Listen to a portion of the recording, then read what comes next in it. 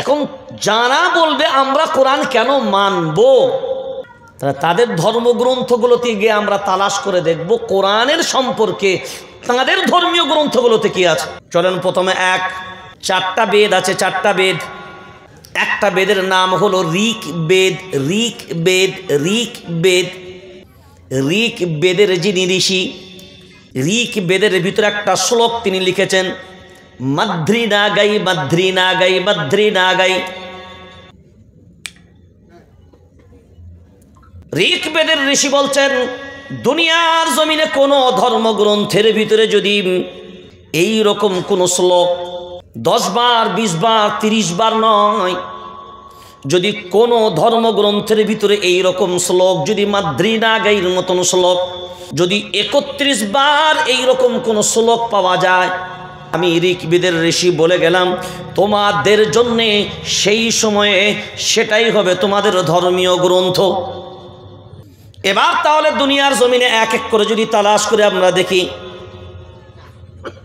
গীতায় গেলাম পেলাম না, বাইবেলে গেলাম পেলাম না, রামায়ণে গেলাম পেলাম না, মহাভারতেও পেলাম না, জিন্দাবিস্তায় পেলাম না, সব ঘুরে ঘুরে পবিত্র কোরআনুল কারীমের ভিতরে যখন তালাশ করে দেখতে গেলাম, কোরআনুল কারীমের ভিতরে 27 নম্বর পারার ভিতরে যখন আমরা গবেষণা শুরু করে দিলাম, কোরআনুল কারীমের 27 নম্বর পারায় একটা সূরা আল্লাহ নাজিল করেছেন।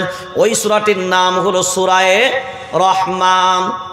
সূরায়ে, জোরে বলেন, সূরায়ে রহমান।